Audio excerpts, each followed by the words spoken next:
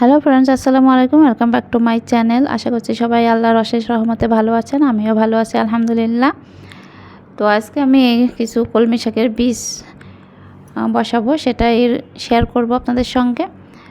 তো এই যে ছাদে আমার কলমি শাক আগে থেকে আছে যেগুলো, সেগুলো দেখিয়ে দিচ্ছি। অনেকটাই ভালো, সবুজ সতেজ। অন্যান্য গাছগুলো রোদের তাপে পুড়ে গেছে, মরে গেছে, কিন্তু কলমি শাকটা অনেকটাই ভালো আছে। এই জন্য আমি ছাদে কলমি শাকটা আগে দিচ্ছি, যে কলমি শাকটা গরমের সময় বেশ ভালো হয়। অন্যান্য গাছগুলোর পাতা নষ্ট হয়ে গেছে, ঝিমিয়ে গেছে, কিন্তু কলমি শাকটার পাতাটা অনেকটাই সতেজ আছে, সবুজ আছে। তো আমি বিকালে ছাদে যে এই বেডটা রেডি করছি কলমি শাকের বীজ দেওয়ার জন্য। একটা মিষ্টি কুমড়ার গাছ ছিল, গাছটা আর হবে না হয়তো, বা জোর নাই, সেই জন্য সেই গাছটা উঠিয়ে ফেললাম। তারপর নিড়ানি দিয়ে মাটিগুলো একটু আলগা করে নিয়েছি। এখন হলো কলমি শাকের বীজগুলো এই যেভাবে ছিটিয়ে দিচ্ছি।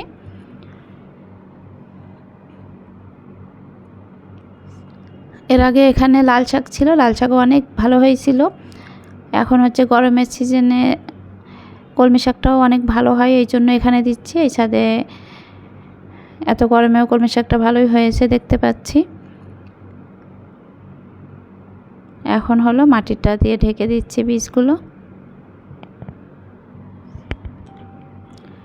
আর হচ্ছে এই যে এই বেডটাতেও কলমি শাকের বীজ দিতে হবে। তো বেডটার অবস্থা দেখেন, এই যে আমি ছিলাম না যে এই কয়দিন, তার মধ্যে গাছগুলো নষ্ট হয়ে গিয়েছে, তাই গাছগুলো উঠিয়ে ফেলছি। টমেটো গাছ উঠিয়ে মাটিটা একটু রেডি করে নিতে হবে। তো ফ্রেন্ডস, ভিডিওটি লাস্ট পর্যন্ত দেখবেন। ভালো লাগলে লাইক কমেন্ট শেয়ার করবেন, আর সাবস্ক্রাইব করে বেল বাটনটি প্রেস করে রাখবেন পরবর্তী ভিডিও নোটিফিকেশন পাওয়ার জন্য। আর অলরেডি যারা সাবস্ক্রাইব করেছেন তাদেরকে অসংখ্য ধন্যবাদ। মাটিটা শুকিয়ে গেছে, অনেকটাই রোদ।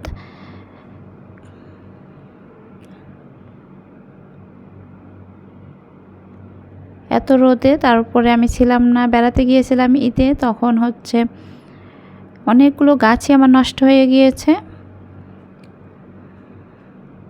তো এখন সবগুলো একটু একটু করে আবার আগের অবস্থায় ফিরিয়ে আনতে হবে।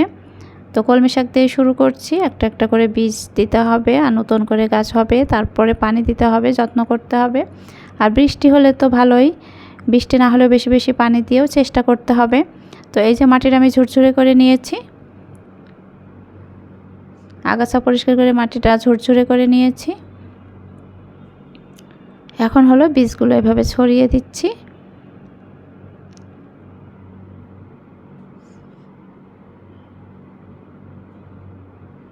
এখানে অনেকটাই শাক হয়েছিল, সবুজ শাক অনেক বেশি হয়েছিল। আগের ভিডিও যারা দেখেছেন তারা দেখে থাকবেন, অনেক বেশি শাক হয়েছিল এখানে। তো সেই শাকগুলো উঠিয়ে নেওয়ার পরে এই যে এখন আমি কলমি শাক দিয়ে দিচ্ছি। আম গাছ আছে এটাই, এই বেডে আম গাছের গোড়ায় আমি কলমি শাক দিয়ে দিচ্ছি। আর এ পাশে আছে মিষ্টি কুমড়ার গাছ একটা। তো বীজগুলো ছড়িয়ে দিয়ে আমি মাটি দিয়ে ঢেকে দিচ্ছি, তারপরে পানি দিয়ে দিতে হবে। দুইটা বেডে আমি কলমি শাকের বীজ দিচ্ছি, দিয়ে এই যে পানি ছিটিয়ে দিচ্ছি। হাত দিয়ে আস্তে আস্তে পানিটা দিচ্ছি যেন বীজগুলো সরে না যায়। বেশ ভালো মতো পানি দিয়ে দিচ্ছি।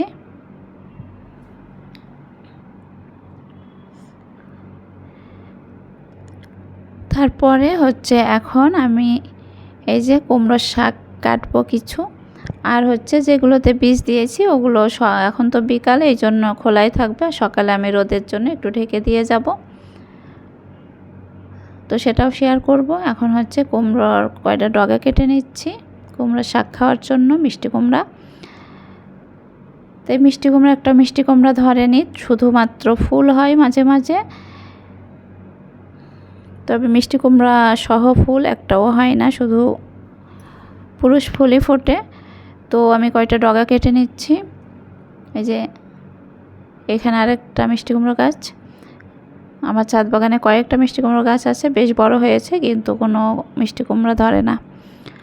তো এই যে একটা গাছ, এখান থেকে কয়েকটি ডগা নিয়ে নিচ্ছি।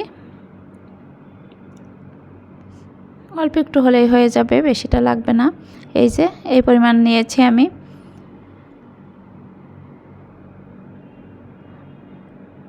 তারপরে হচ্ছে পরের দিন সকালে আমি এই যে ছাদে এসে গিয়েছি, এই যে ভিজা আছে মাটিটা, এখানে কলমি শাকের বীজ দিয়েছিলাম।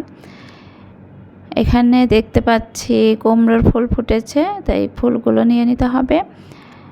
এখানে একটা নিচ্ছি, বেশ অনেকগুলোই ফুল ফুটেছে দেখতে পাচ্ছি। এই যে এখানে একটা, পাশে আর একটা আছে, একটু বন্ধ হয়ে গিয়েছে, অসুবিধা নাই, এটাও নিয়ে নিব। তারপরে অন্য গাছে যাচ্ছি।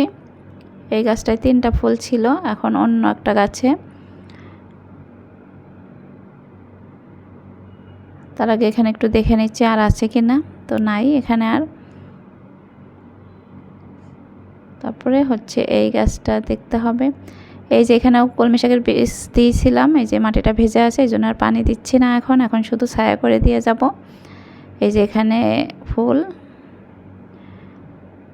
সকাল 8টার সময় আমি ছাদে এসেছি, তারপরও রোদ দেখে মনে হচ্ছে এখন যেন দুপুর, এত রোদ 8টার সময়েও। এই যে এখানে পাশাপাশি 2টা ফুল, বেশ অনেকগুলোই ফুল হয়েছে আজকে। আমার বাচ্চারা অবশ্য ফুল ভাজা খেতে খুব বেশি পছন্দ করে, এই জন্য নিয়ে নিলাম ফুলগুলো সবই। আর এই ফুলগুলো কুমড়ো হবে না।